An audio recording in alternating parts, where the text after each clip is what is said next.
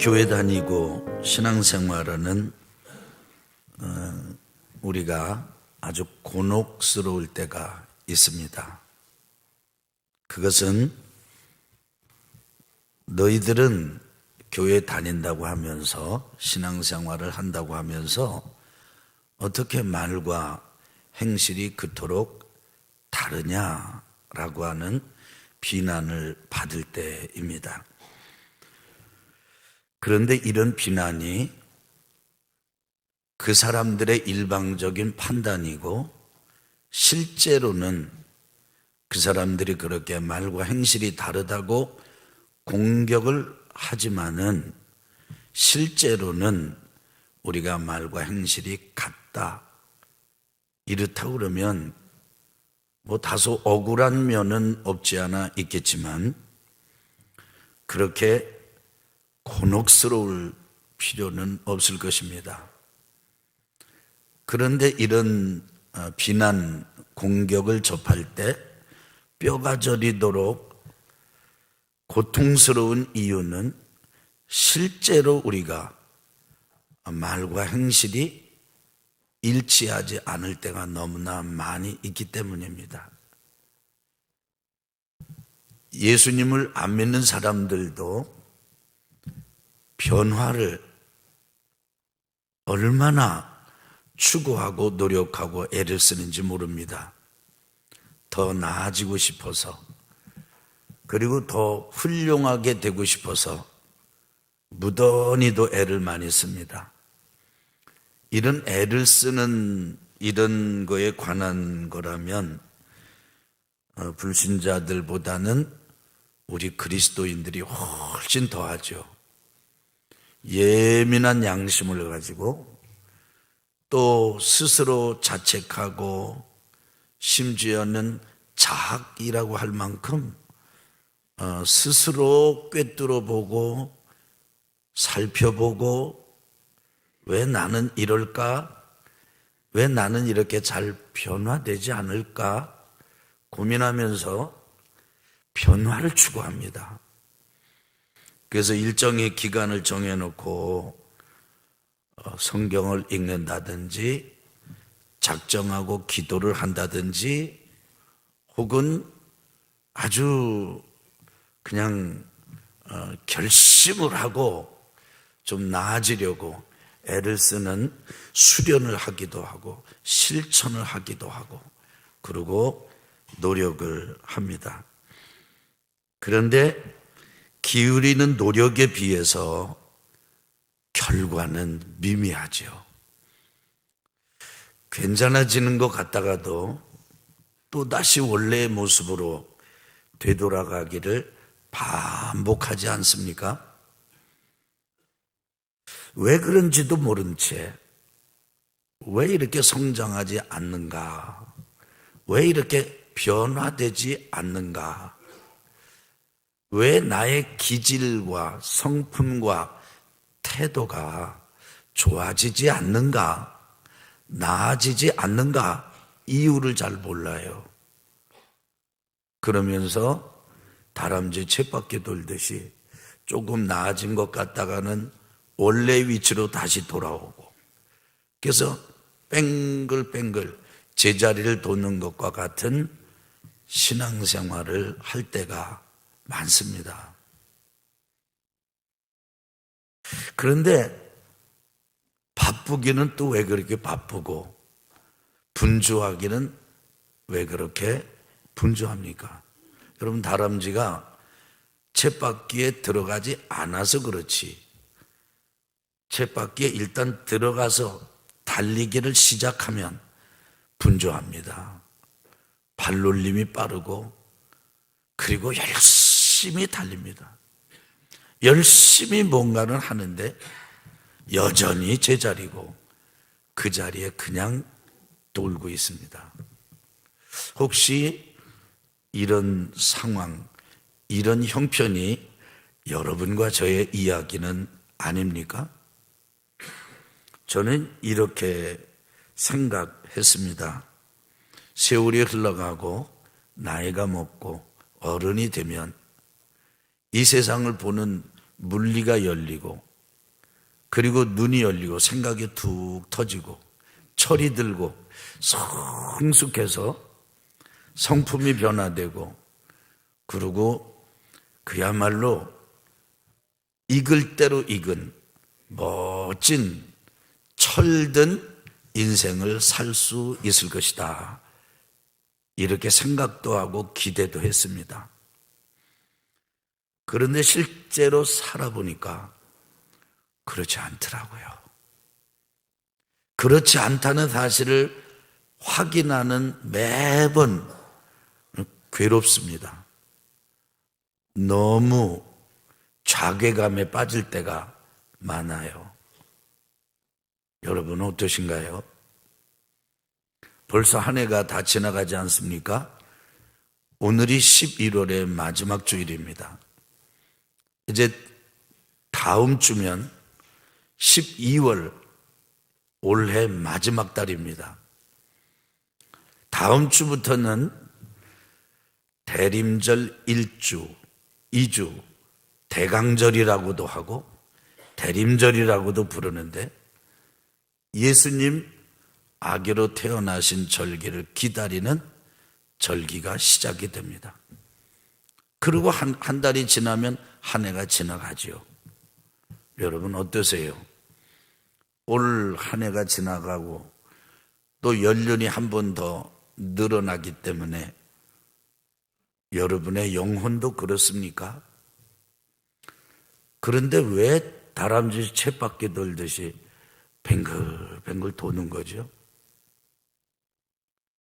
어디서 배우거나 읽은 건 아닌데요, 이건 제가 실제로 목회를 하면서 30년 반 세월이 훌쩍 넘도록 사역을 하면서 많은 사람들을 접하면서 그렇게 배우자고 한 것도 아닌데 습득된 게 있습니다. 재정적인 파산을 겪는 분들이 늘 가난한 분들이 아니에요. 겉으로 보면은요, 남아요. 풍성합니다. 그런데요, 어떤 사람은 한 3년 지나면은 다시 원위치, 파산 상태로 그냥 떨어져 있는 것을 보아요. 여전히 빚에 허덕이고, 그리고 재정 문제 때문에 시달려요. 어떤 사람은 5년이에요, 그 주기가. 어떤 사람은 6년짜리도 있어요. 재정만 그런 게 아니고 관계도 그래요. 제가 여러분에게 말씀을 드린 적이 있습니다만, 처음에 제가 뭘 몰랐을 때는 배우자에 대해서 안 좋은 이야기를 하고 상담을 해오는 성도들을 만날 때마다 같이 맞장구를 쳤습니다. 남편 못됐다고 그러면 함께 나도 그렇게 생각한다고 말했고, 아내가 너무 못쓰겠습니다 그러면 세상에 그런 옆에 내가 어디 있느냐고 같이 흥분을 하고 그랬습니다. 그런데 얼마 지나면요, 사이좋게 오는 거예요. 아주 깨가 또 쏟아집니다. 깨가 또 쏟아지나 싶으면 한참 있다가 또 왼수라고 또 찾아옵니다. 기도를 하고 안수를 하고. 그래도요, 사이클이 있더라고요. 사이클이 있어요. 술을 끊자고 그렇게 신방하고 전도하자고 만난 담임 목사에게, 목회자에게 맥주 한잔 같이 합시다, 이렇게 하던 양반이요, 결심을 하고 신앙생활을 새롭게 한다고 그러는데, 그 양반도 보면은 주기가 있어요. 주기. 보니까 인생의 허니문은요, 허무하게 일찍 끝나요. 빨리 끝나요. 그리고 다시 되돌이 제 위치로 가 있어요. 이제는 여러분과 제가 벗어나야 되지 않겠습니까? 그런 상태에서 좀 벗어나야 되지 않아요? 근데 저는 지난 주간에 시편 19편을 말씀 묵상하다가 무릎을 치고, 이야, 그렇구나, 이거였구나. 그리고 하나님께서 이 길로 나를 인도해 주셨구나. 우리 교회를 인도해 주셨구나. 깨달아서 오늘 그 말씀을 여러분과 제가 함께 숙고해 보고자 합니다. 다윗이 질문을 해요. 질문. 어떤 질문입니까? 오늘 12절 한번 읽어봅시다. 같이 읽어볼까요? 자기 허물을 능히 깨달을 자 누구리요? 나를 숨은 허물에서 벗어나게 하소서.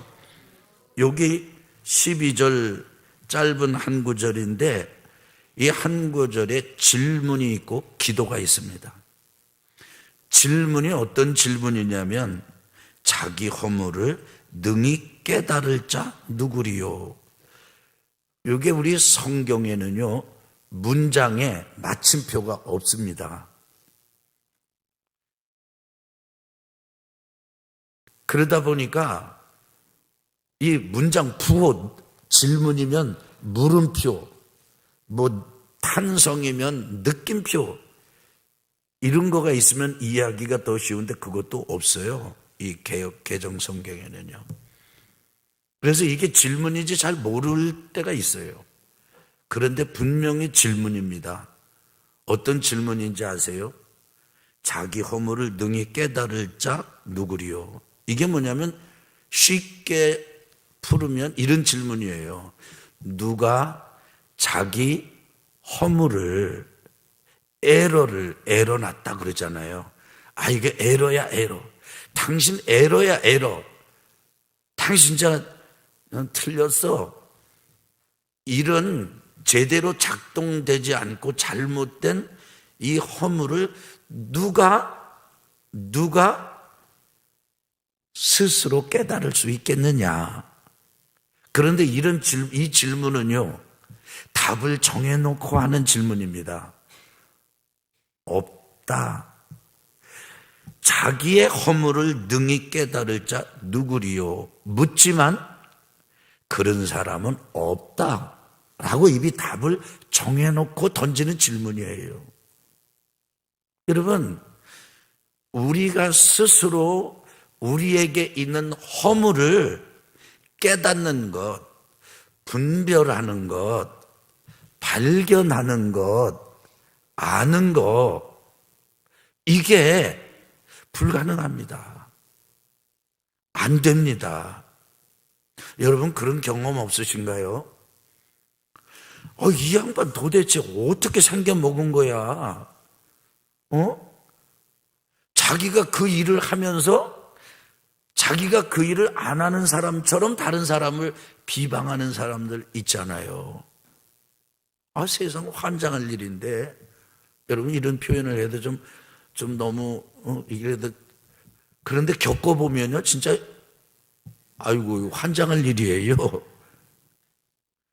레퍼토리 똑같이 반복하는 여성도가 있었습니다. 이분은요 나는 낱말 안 한다는 거예요. 목사님 저는 낱말 안 합니다. 근데 그건 서론이고요 드디어 시작이에요. 아주 얘기를 하는데 그런데 미치겠어요. 더군다나 그렇게 해놓고 목사님 제가 낱말하는 거 봤습니까? 아이고 이거 미칠 일이에요 미칠 일. 그렇다고 그럴 때 순진해가지고 지금 그러고 있잖아요 이랬다가 관계가 박살납니다. 그게 참 이게 아이고 이런 유의 사람들을 만날 때가 많잖아요. 자기가 그러면서 자기가 안 그런데 그리고 다른 사람을 어떻게 이렇게 저렇게 해. 그래서요 자기가 스스로 자기 안에 있는 허물을 깨닫는 것이 어려워요. 안 돼요. 그래서 12절은 이런 질문을 던지고 다윗은 기도로 들어갑니다. 어떤 기도를 하는가 보세요. 12절을 다시 한번 읽어요. 다시 한번요. 우리 같이 읽겠습니다. 자기 허물을 능히 깨달을 자 누구리요? 나를 숨은 허물에서 벗어나게 하소서. 이게 이런 거거든요. 누가 자기 허물을 스스로 분별하고 깨달겠습니까? 없지요. 다른 사람도 없고요. 저도 잘 안 됩니다. 그러니 아버지 하나님 따라합시다. 저를 숨은 허물에서 벗어나게 하옵소서. 그러니까 지금 자기 안에 있는 허물이 숨은 허물이라는 거예요. 근데 이 숨은 허물이라는 이 말이 이게 기가 막힌 표현입니다. 참 이게 이 숨은 허물이라는 뜻은요. 여러분 어때요? 다람쥐가 도토리 물고 가고 밤 물고 가고 그러면요 굴에다가 그걸 넣어 놓습니다. 이런 것처럼 자기의 잘못을 숨겨 놓은 거예요. 감춰 놓은 겁니다. 뭐가 될 때까지? 비밀이 될 때까지. 누구에게 비밀이 될 때까지? 자기 자신에게까지 비밀이 될 때까지. 그래서 자기도 기억을 못해요. 스스로도 알지를 못해요. 여러분 집이 있으면은 그냥 집이 아니고 지하실이 있는 집도 있습니다. 지하실이 있는 집 아니라 그 지하실보다도 더 은밀한 굴을 파놓고 통로를 열어놓고 이런 공간을 갖춘 집도 있습니다. 그 집을 연상하시면은요, 우리의 마음 안에도 그런 게 있는 거죠. 그래서 내가 견디기 어렵고 너무 아프고 너무 고통스럽고 너무 수치스럽고 너무 더럽고 너무 지저분하고 그래서 다른 사람이 볼 때도 인정이 안 되지만 내가 나를 볼 때도 인정이 안 되고 이런 거는요 내 스스로 비밀로 만들어 가지고 내 마음의 음침한 지하실 동굴 밑바닥에다 다 차곡차곡 집어넣습니다. 숨겨놓습니다. 눌러놓습니다. 억압해 놓습니다. 그리고는 문을 닫습니다. 지하실 문을 닫습니다. 그 문은 철문입니다. 그리고는 자물쇠를 잠가 놓습니다. 그런데 이렇게 눌러놓는 것도 한계가 있고 때가 있지요. 기한이 있는 거지. 어느 때가 되면요 그 음침한 내 내면 내 그 마음의 구석 지하실 더러운 데다가 다 차곡차곡 눌러놓고 밟아놓고 그냥 자물쇠까지 문까지 달아놓고 자물쇠까지 채워놓았던 그런 은밀한 숨겨진 비밀이 된 허물 이 죄가요 어느 순간에 툭 튀어나와요. 그리고는 나의 감정과 나의 내면과 우리의 아주 심사를 그냥 확 뒤집어 놓습니다. 확 뒤집어 놓습니다. 그러면요 그래도 한바탕 하는 거예요. 저는 이런 거를 할 때마다 너무 제가 아파요. 왜냐하면 저한테도 그런 게 있거든요. 그건 제가 선택한 게 아니에요. 만약에 제가 선택했다면은 저는 술을 안 마시는 아버지 밑에 태어났을 거예요. 근데 난 내가 선택한 게 아니에요.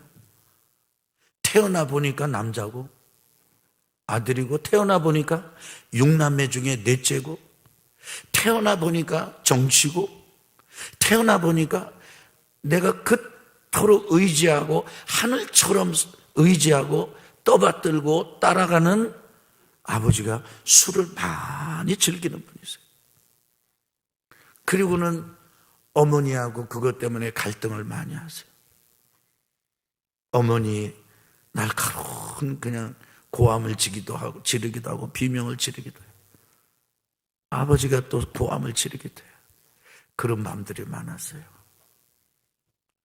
이건 제게 너무 수치스러운 거기 때문에 저는 제 주변 사람들한테 제 친구들한테 한 번도 내 입으로 얘기를 한 적이 없습니다. 근데 다 알아요, 내 친구들은요.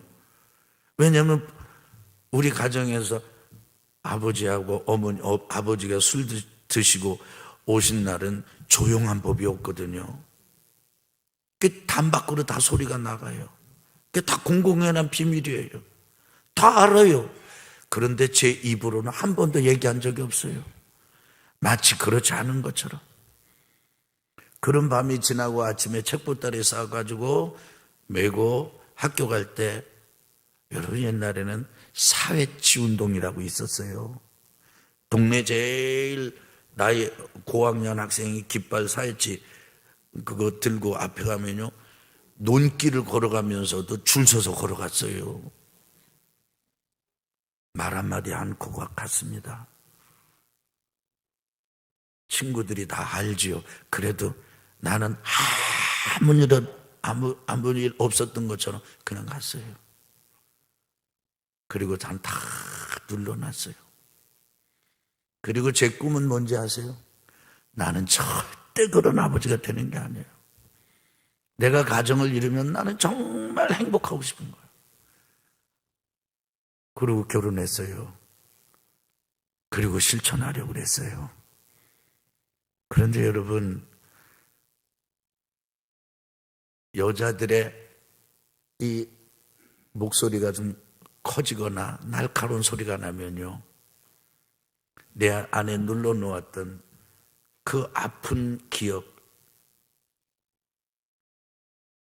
비밀이 됐던 그 수치, 그게 어느 날이요, 자물쇠로 아무리 잠궈놔도 그 자물쇠를 깨뜨리고 튀어나와요.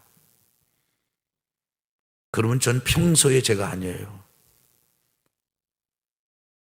그것 때문에 얼마나 많이 힘들었는지 몰라요. 얼마나 많이 자괴감에 시달렸는지 몰라요. 여러분들 표정 보니까 불쌍하게 쳐다보시는데 내가 여러분 얘기 다 할 수 있어. 그런데 내 얘기를 하는 거는 실제 제 이야기이기도 하고, 그리고 이게 우리 모두의 이야기이기 때문에 제 보따리부터 끌어 놓는 겁니다. 여러분, 하려고 그랬는데 안 되잖아요. 그래서 다윗이 기도하는 거예요. 나를 숨은 허물에서 벗어나게 하소서. 근데 이게 이렇게 숨겨놓고 은밀하게 만들어 놓으면 이게 어떤 사달이 나느냐면 이게 납니다. 13절 봅시다. 같이 한번 읽어보실까요? 또 주의 종에게 고의로 죄를 짓지 말게 하사 그 죄가 나를 주장하지 못하게 하소서. 그리하면 내가 정직하여 큰 죄가에서 벗어나겠나이다. 누구에게요? 주의 종에게. 다른 종이 아니에요. 하나님의 종이에요. 하나님을 섬기는 사람이에요. 교회 다니는 사람이에요. 그리스도인이에요. 하나님을 아버지라고 부르고 찬송하고 말씀 듣고 예배드리고 때로는 사람들에게 많은 이런 전도도 하는 그런 주의 종, 그런 하나님의 백성들에게 고의로 죄를 짓지 말게 해 주십시오. 어떻게 죄를 짓지 말게 해달라고요? 고의가 뭐예요? 알아요. 그리고 나 그 죄 짓고 싶지 않아요. 그런데 내가 짓고 있어요. 이 미친 거지. 이럴 수가 없잖아요. 근데 그러고 있잖아요. 그게 고의로 짓는 죄예요.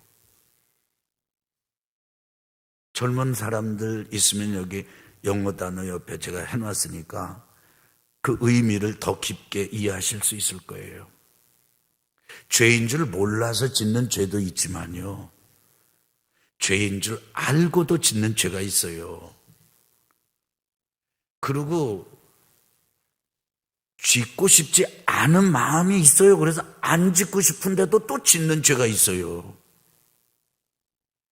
근데 짓는데 의지를 다해서 지어요. 고집스럽게 지어요. 그냥 그래요.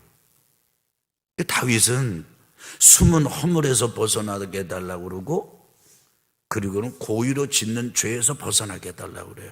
숨은 허물, 숨겨놓은 비밀 아주 저장해놓고 눌러놓고, 나 없어, 나 아무렇지도 않아, 나 괜찮아, 이렇게 있으면 그게 끝난 게 아니에요. 그게 어느 순간 딱 무장해제되고 어떤 상황이 되고 어떤 여건이 되면요, 그게 나온다니까요. 근데 나 이러면 안 돼, 나 이렇게 질투심에 잠기면 안 돼, 나 이렇게 경쟁에 시달리면 안 돼, 나 이렇게 미워하면 안 돼, 나 이렇게 외돌아지면 안 돼, 나 이렇게 삐지면 안 돼, 나 이렇게 소외감으로 내가 스스로 이렇게 외돌아지면 안 돼. 그런데 그러고 있다고요. 아니, 그러고 간다고. 그렇게 살아요. 여러분, 여러분, 하나님이 언제 여러분과 저를 버리셨습니까? 근데 하나님이 나를 버렸다고 그러잖아요. 이게 숨은 허물의 문제는요, 숨은 죄의 문제는 뭐냐면 고의로 죄를 짓게 만들어요. 이게 다람쥐 죄밖에 없는 거예요. 그래서 거기서 벗어나게 해주시고, 그런 죄를 짓지 않게 해주시면 그 죄가 나를 주장하지 못하게 해주시는 겁니다. 그 죄에게 내가 정복당하지 않게 해주십시오. 내가 죄를 다스려야지. 그 죄가 나를 다스려서야 되겠습니까? 그 죄가 나를 이기지 못하게 해주십시오. 나를 먹어버리지 못하게 해주십시오. 그런데요, 저는 어김없이 누가 막 고함소리를 칵 지르면 활딱 뒤집어버려. 그래서 자리에서 참으려고 하다가도, 안 하려고 하다가도 자리에 벌떡 일어나기라도 해야 돼. 긴 문장의 말을 못하면 그냥 벼락 같은 소리라도 질러야 돼. 그렇지 않으면 견딜 수가 없어. 근데 내 속에 이러면 안 돼. 나는 목사고, 나는 아빠고, 나는 할아버지가 돼 있고, 나는 몇 년 동안 내가 막 별도 따다주고 달도 따다주고 막 그래가지고 꼬드겨가지고 결혼까지 했고, 이랬으면 내가 그러면 안 돼요. 근데 내가 그러고 있어요. 이게 고의로 짓는 죄예요. 그리고 죄에 점령당하는 모습이에요. 근데 그렇게 안 하게 해주시면, 그러면 저는 정직하게 될 것이고, 그리고 큰 죄과에서 제가 벗어나겠습니다. 이거예요. 다윗의 이 질문과 기도 좀 절박하지 않아요?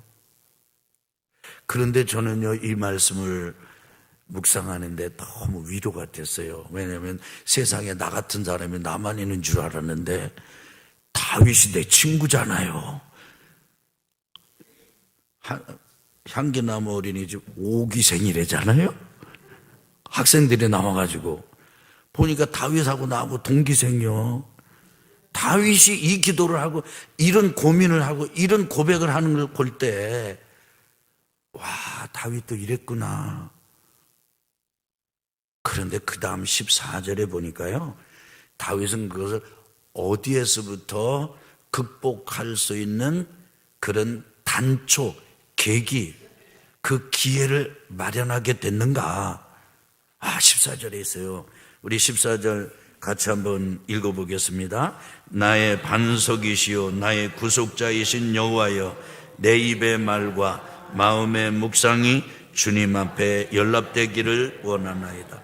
하나님은 저의 반석이시고, 하나님은 저를 구속해 주시는 분이시고, 저를 깨끗하게 해주시는 분이신데, 하나님 그런 분이시잖아요. 그런데 하나님, 내 입의 말과, 따라합시다. 요렇게 한번 해보세요. 이 오른손 요렇게. 내 입의 말과.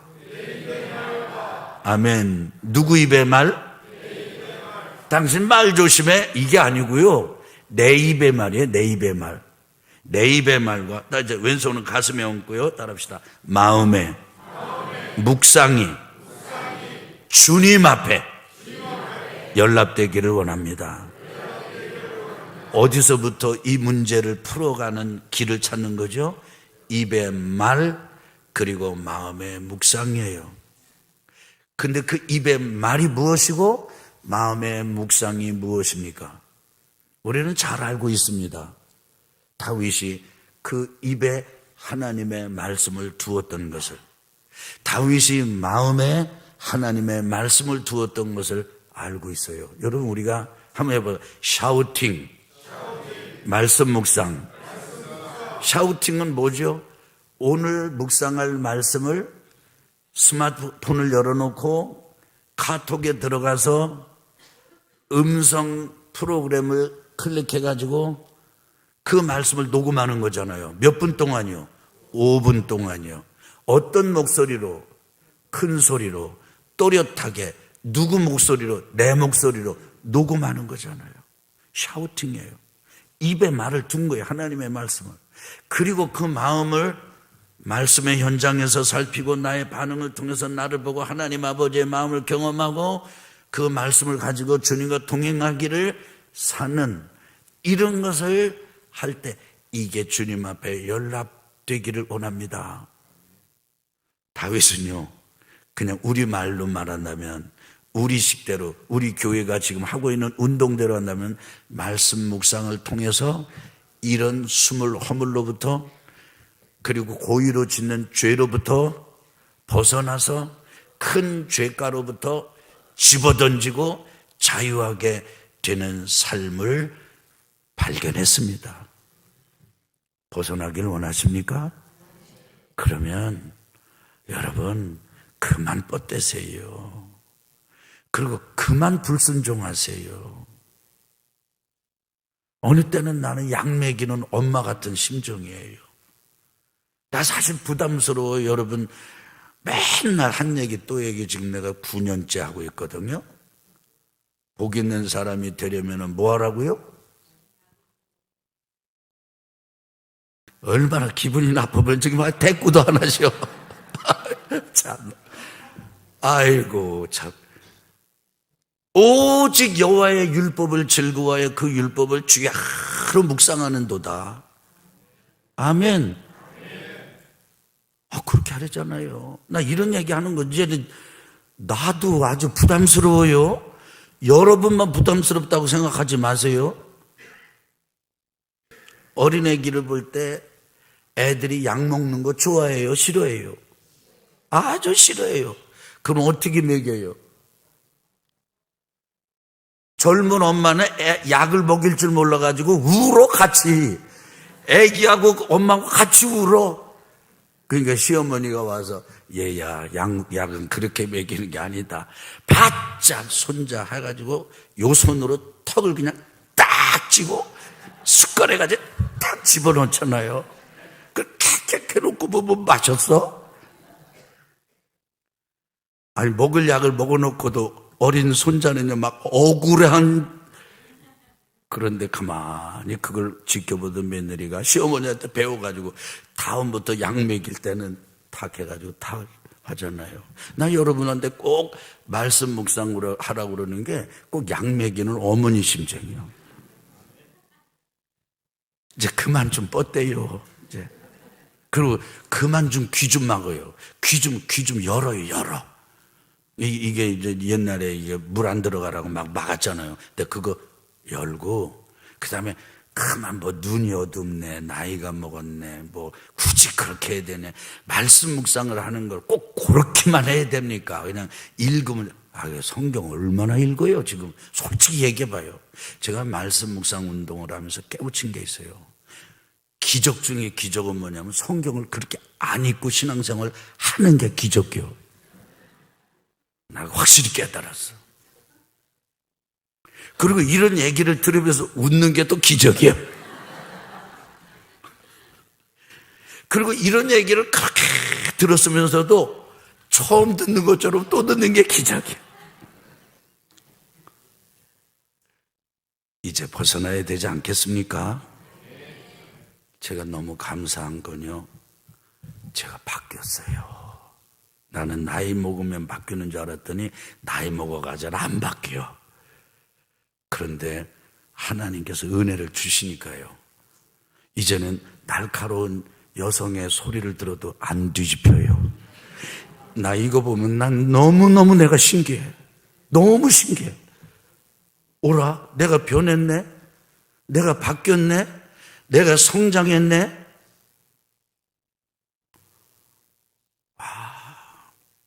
그래서 내가 너무너무 감사해서요, 9년 동안을 한결같이 하던 말을 또 하고 해도 하나도 지루하지가 않아요.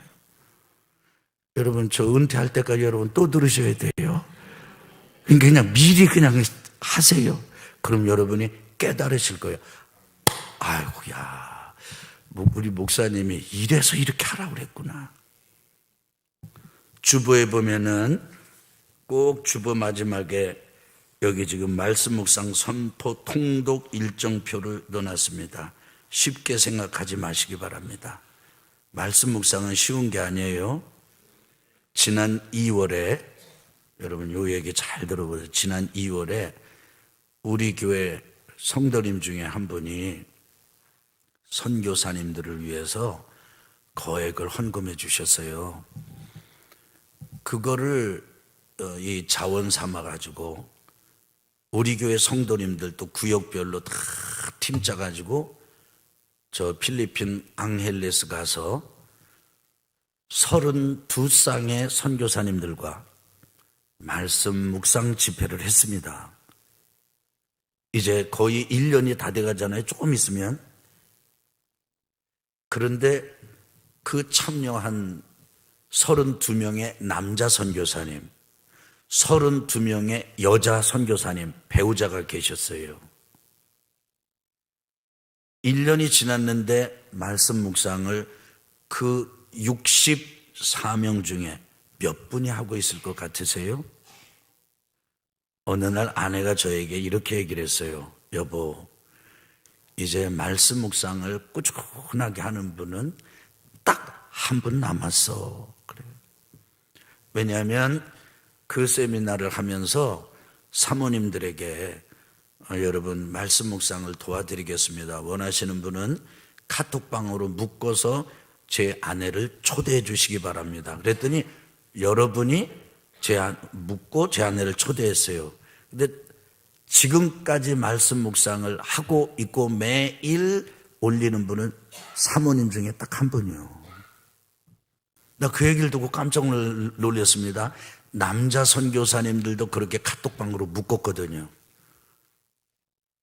근데 남자 선교사님 중에서도 딱 한 분이 남았어요. 저는 남자 선교사님 32명 중에 한 분 건졌고 제 아내도 한 분 건졌습니다. 물론 부부는 아닙니다. 다른 분이에요. 그만큼 말씀 묵상이 어려운 거예요. 물론 다른 안 하고 있다고 해서 그분들이 성경을 안 하고 이런 분들은 아니죠. 우리와 같은 거를 하고 있는 분이 한 분 한 분씩이라는 거예요. 한번 따라 합시다. 말씀 묵상은 쉽지 않다. 그러니까 쉽게 생각하고 덤벼들면 여러분 큰 코 다칩니다. 안 될 거예요. 어려워요. 어렵게 생각하고 덤벼들어야 돼요. 그러나 여러분들이 주보에 말씀 묵상 일정표를 참조하시고 매일 잠자리에 들기 전에 그 말씀을 읽으시고 일어나자마자 그 말씀을 묵상하고 새벽 예배 드리면서 하루를 시작하고 말씀을 실천해가는 일을 하신다면 어느 순간 여러분이 선뜻 깜짝 놀라게 되는 날이 올 거예요. 내가 변했구나. 내가 바뀌었구나. 세상에서 가장 큰 뿌듯함은요, 다른 사람이 변화되는 것을 보는 것도 좋습니다만 내가 변하는 내 모습을 내가 볼 때예요. 누가 뭐라 그래도 저는요, 말씀 묵상을 통해서 제일 혜택을 본 사람 중에 아마도 순위를 따진다면 1번일 겁니다. 이제는 벗어나야 되지 않겠습니까? 교회도 그래요. 신앙생활 하다 보면 꼭 사이클이 있어. 어느 정도 하다 보면 다시 원위치로가 있어. 여러분 잘 들으세요. 한 교회에서 신앙생활하는 분들도 그래요. 어느 정도 가다 보면 또 이러니 저러니. 그래서 제가 하는 말이잖아요. 신앙생활의 인생의 허니문은 쉽게도 끝난다. 그런데 진짜 사랑, 진짜 믿음은 허니문이 끝났을 때 지속되는 사랑이에요. 여러분 이거 깨달으시면 진짜 수준이 있는 건데 이제는 벗어나야 하지 않겠습니까?